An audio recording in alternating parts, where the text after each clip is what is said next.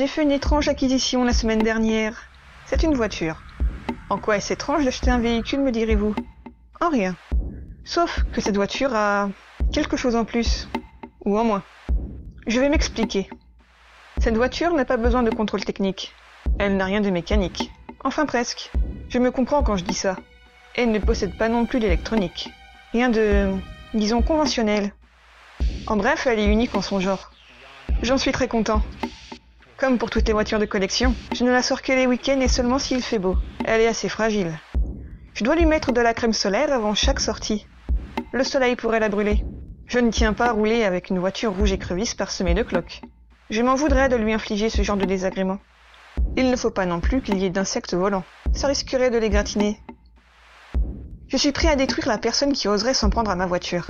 Que ce soit prémédité ou accidentel. Pourquoi tant de haine? Ces sombres ignorants pourraient la tuer. Je ne tiens pas à ce que ces os lui perforent un organe vital ou qu'elle ait une hémorragie interne.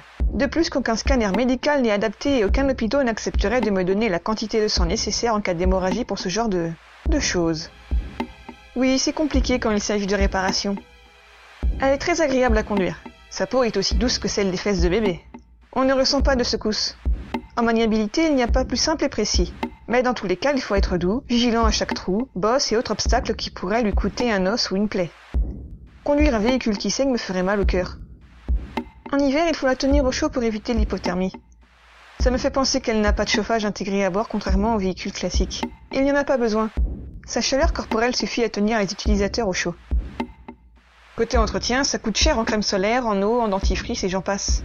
Je la lave tous les 2 jours avec un gel douche peau sensible, je lui mets de la crème hydratante, j'épile les poils trop longs, mets du produit contre l'acné, surveille son taux de diabète. Je lui lave les dents après chaque repas.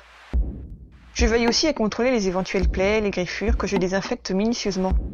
Je ne saurais quoi faire si cela devait s'infecter. Quoi qu'il en soit, je la bichonne. Je n'ai pas intérêt à la négliger. J'ignore quelles en seraient les conséquences, même si j'ai déjà ma petite idée. Déjà, mon compte en banque ferait la tête, au prix qu'elle m'a coûté. J'ai beau être riche, elle me revient cher. Mais ce n'est pas le problème. Le problème, c'est le regard qu'elle me lance chaque matin au moment de la nourrir. C'est le moment qui m'effraie le plus. Son regard est rempli d'avidité, et le bruit de son estomac en plus me fait penser que si j'ai le malheur de l'oublier, je risquerais de me faire dévorer. C'est terrifiant, mais j'adore ça. Qui rêverait d'avoir une voiture unique en son genre? Une voiture sans le moindre matériau autre que os, chair et sang. La voiture humaine est ma plus belle, monstrueuse et dangereuse acquisition.